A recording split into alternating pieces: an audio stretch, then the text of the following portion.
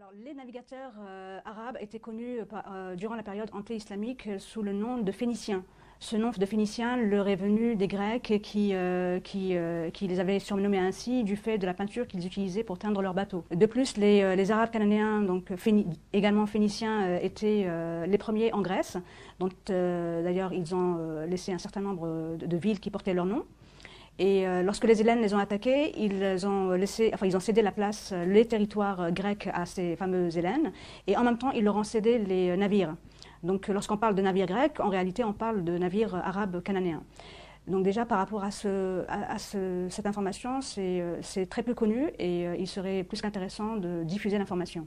Par ailleurs, les Arabes cananéens étaient également les auteurs d'instruments de navigation, dont la fameuse boussole, et non pas les Chinois, comme on aimerait nous le faire croire. D'ailleurs, les Chinois eux-mêmes disent que ce sont des étrangers qui leur avaient apporté cet instrument de navigation pour leur faciliter les choses. Et l'information est par ailleurs demeurée inconnue du fait de tout ce que ça pouvait apporter au niveau commercial pour les Arabes.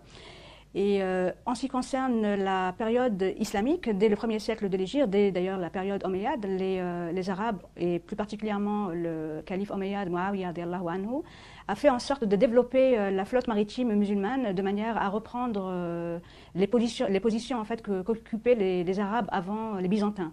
Donc non seulement ils ont repris la mer Méditerranée aux Byzantins et qui appelait cette mer Mare Nostrum, mais de plus ils ont également été bien au-delà de ce qu'on pouvait imaginer, c'est-à-dire bien au-delà de la Méditerranée. Et en ce qui concerne également leur connaissance, ce sont les Arabes qui ont inventé la fameuse voile latine, qui a permis aux Portugais de naviguer par la suite sans que leur bateau coule dans l'océan Indien. Parce qu'il faut savoir que Vasco de Gama et les Portugais avec lui étaient incapables de naviguer dans l'océan Indien. Et ils ont dû faire appel à Ibn Majid, qui était un amiral du sultanat d'Oman, qui leur a donc enseigné comment naviguer sur l'océan Indien et qui de plus leur a permis également d'utiliser ces fameuses voiles triangulaires, appelées voiles latines, mais qui sont en réalité des voiles purement arabes. Donc les arabo-musulmans étaient présents sur le continent américain dès le 1er siècle de l'Hégire. Cela a été attesté par les découvertes archéologiques qui ont été faites par exemple en Californie et au Nevada. En Californie, le nom de Aïssa ibn Maryam y a été retrouvé écrit en lettres koufiques, c'est-à-dire originaire de Koufa en Irak, une ville qui a été fondée au 1er siècle de l'Hégire par Omar ibn Khattab radiyallahu anhu. Et en ce qui concerne l'état du Nevada, on y a retrouvé le nom de Rasulullah sallallahu alayhi wa sallam écrit en caractères koufiques, donc qui ont permis aux chercheurs américains de Harvard et de Californie de dater la présence des arabo-musulmans comme remontant au 1er siècle de l'Hégire, c'est-à-dire entre 650 et 700 de l'ère chrétienne. Par ailleurs, un certain nombre également de navires, d'épaves de navires ont été retrouvés au large du Honduras et du Venezuela. Dans ces navires, il y avait des pièces de monnaie qui dataient de plusieurs siècles avant Christophe Colomb. De plus, 150 ans avant la fameuse découverte de l'Amérique par Christophe Colomb, qui vivait dans un monastère au sud de l'Espagne, à Palos de la Frontera, vivait un moine franciscain qui a effectué un voyage en 1350 environ, de l'ère donc chrétienne, en compagnie des Arabes du Maghreb vers les îles Caraïbes. Et à la suite de son voyage, il a écrit un livre qui s'appelle El Libro del Descubrimiento, le livre de la découverte, qui se trouve actuellement à la Bibliothèque nationale de Madrid, qu'on ne peut pas consulter, mais dont une copie scannée a été heureusement mise à la disposition des chercheurs sur des sites tels archives.org.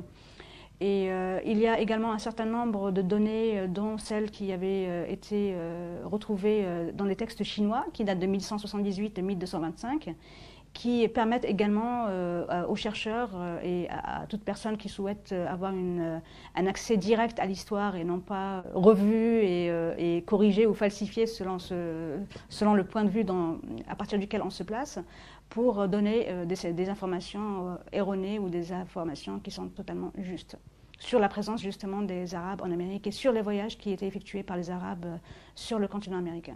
Alors les Indiens d'Amérique étaient donc, certaines tribus indiennes d'Amérique étaient donc de confession musulmane, et c'est une information qui nous est donnée par l'ancien ambassadeur des États-Unis à Dubaï, qui s'appelle Robert Dixon Crane.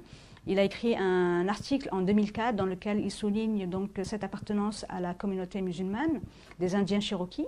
Il souligne également le fait que les Indiens étaient emprisonnés lorsqu'ils étaient vus en train de faire la prière à la manière des musulmans. Ils jeûnaient durant le mois de Ramadan et ils ont même instauré dans l'Indiana, donc au nord des États-Unis, sur les terres du grand oncle de l'ambassadeur américain, donc un lieu dans lequel ils pratiquaient le pèlerinage, ou du moins symboliquement ils reprenaient le tawaf sur le continent américain parce qu'ils ne pouvaient pas se déplacer vers la péninsule arabique.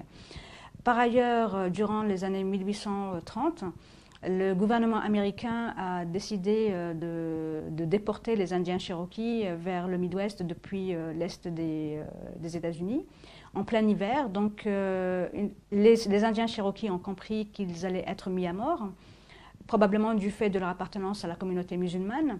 Donc une partie a fui vers le nord.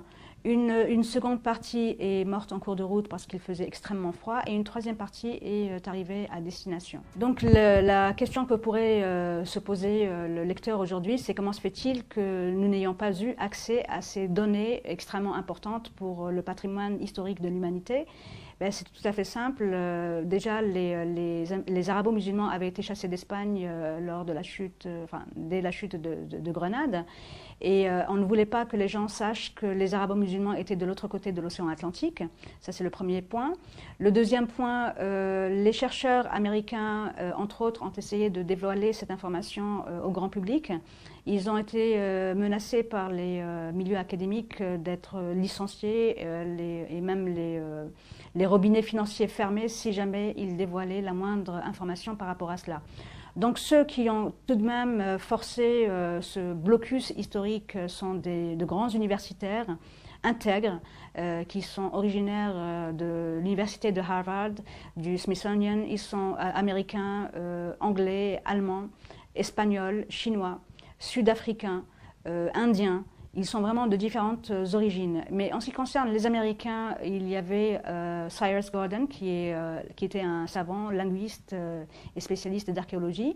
Il y avait également Barry Feld de Harvard, qui lui a été à la source de la découverte donc, du nom de Muhammad Nabiullah, écrit en lettres koufiques dans l'état du Nevada.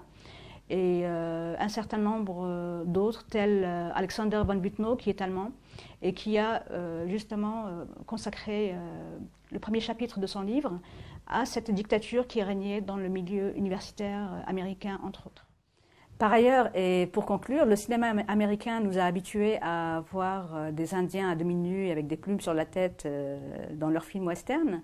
Et il s'est avéré, à travers mes recherches, que les Indiens d'Amérique étaient loin d'être à moitié nus, avec tous des plumes sur la tête. Ils portaient des djellabas, comme vous pouvez d'ailleurs le voir sur cette photo, ainsi que des turbans qui soulignaient leur appartenance ethnique arabo-musulmane.